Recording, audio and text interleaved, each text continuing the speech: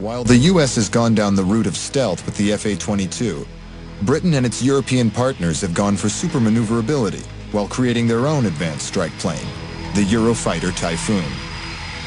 It can cruise at supersonic speeds, carry out complex maneuvers at high G-forces, and has the most sophisticated pilot interface ever created. My name is Craig Penrice. I'm the Eurofighter Typhoon project pilot. Craig Penrice is stationed at Preston Air Base in England, where he has been flight testing the Eurofighter. It's every fighter pilot's dream. I know that sounds very corny, but it's true. Cockpit that shows you, tells you everything that's happening in the world around you to allow you to be tactical. Thrust and maneuverability, carefree handling, all put together make it a wondrous joy, fantastic airplane to fly. Many fighters like the F-15 and F-16 have been highly maneuverable, but only at subsonic speeds. What sets the Eurofighter apart is that it can pull off these kinds of moves while flying supersonic. When you aggressively maneuver this airplane, the roll rates that you generate are quite frankly startling. It really feels like you're on the outside of a washing machine being spun around. The roll rates will leave your head pinned to one side of the canopy if you're not careful. The airplane's capable of 9G, 9 times the force of gravity. This is a fairly tight turn in anybody's language. 9G is sort of currently recognised to be sort of physiologically a limiting factor. The F-15 and F-16 are also capable of pulling 9Gs, but only for a second or two. The Eurofighter is different. It can fly at 9Gs for extended periods, but in order for the pilots to stay conscious, they must wear a specially designed Typhoon G-suit. One of the drawbacks of all this agility and all this G is that it does weird things to your body. So through the years we've developed various G protection systems.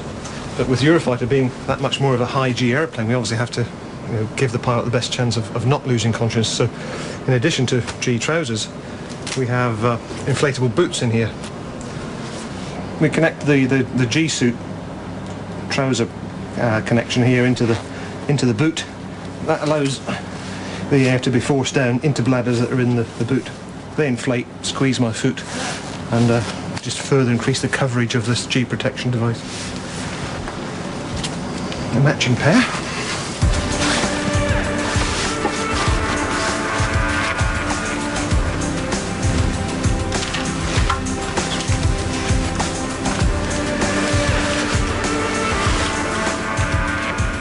Zipping up, slightly unique, going from top to bottom, so that the zip doesn't slip down under the forces of gravity. It's already down there, keeping me in there.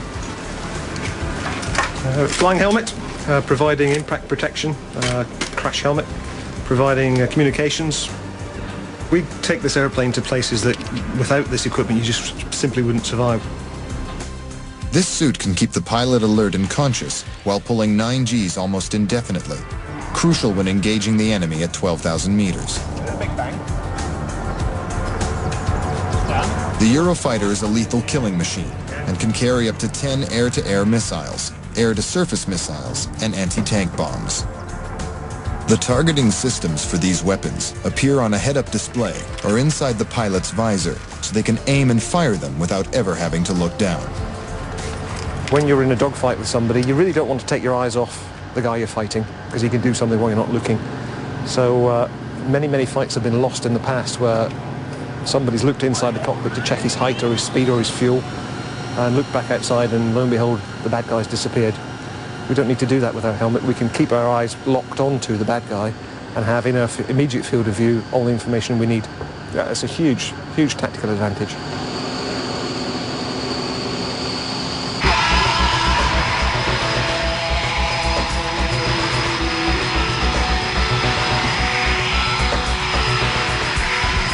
The Eurofighter's 2 engines generate a combined thrust of about 40,000 pounds, pushing it to a top speed of 2,125 kilometers per hour, just below twice the speed of sound.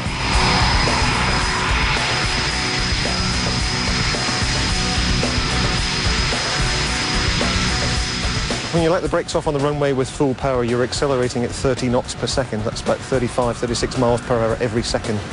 So that's 0 to 100 in car speak in 3 seconds. That's quite frankly stunning. You're pinned to the seat when you're going off. And that also means that you can be at 40,000 feet within a minute of takeoff, and only 5 miles down the road from the runway that you took off from. It's rocket ship territory there, really. This staggering acceleration gets the pilot to the fight fast. Translated into a fighting situation, basically for air-to-air, the plane that gets the highest, the quickest and fastest is going to have the best first shoot opportunity. So the higher I am and the faster I am, the greater range any given missile will have when it leaves my airplane. So I want to get as high and as fast as I can, as quickly as I can. That's where excess thrust is always a bonus. Sight is life and speed is groovy. You can't fight what you can't see, and if you haven't got speed, you aren't going to defeat him either. The plane's afterburners can effortlessly push the plane through the sound barrier. Supersonic's just a number. Nothing happens. The controls don't reverse. It doesn't go all blurred. It doesn't shake. It just very smoothly slips through the speed of sound. No more change in sound, no change in feel of the airplane, but you get there very, very quickly. We can accelerate from subsonic to supersonic in a heartbeat. Like the FA-22, the Eurofighter can maintain supersonic flight without its afterburners on, using supercruise, which not only saves fuel, but reduces the infrared signature of the plane, making it less susceptible to anti-aircraft fire. The Eurofighter is not stealthy. It has no need to be. It can fly its entire mission supersonically, and it is designed to fight its battles from a distance. No self-respecting fighter pilot in a real engagement wants to get into a dogfight, but it's an area that you must be prepared to go into if needs must. A real fighter pilot wants to be up there, get as high and as fast as he can, shoot first and run away bravely and home for tea and medals.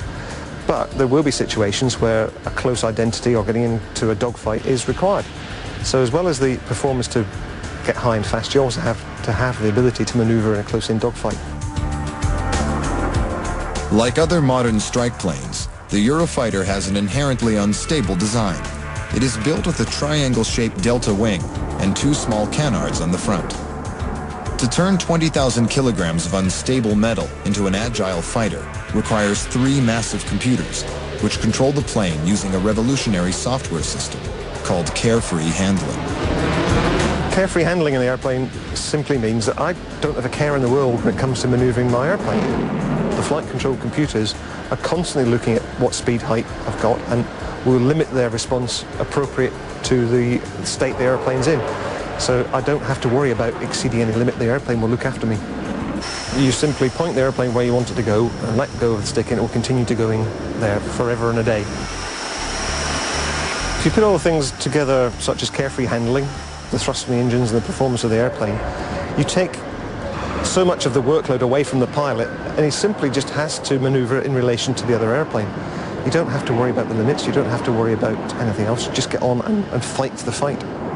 The Eurofighter is the ultimate strike plane, fast, maneuverable, and deadly. It is the pinnacle of a development process that started with the F-15 some 30 years ago. The F-15 and other contemporary fighters that I've been lucky enough to fly are all very, very good airplanes. But anybody climbing into this airplane will be able to feel and experience a distinct advantage over any of these contemporary airplanes.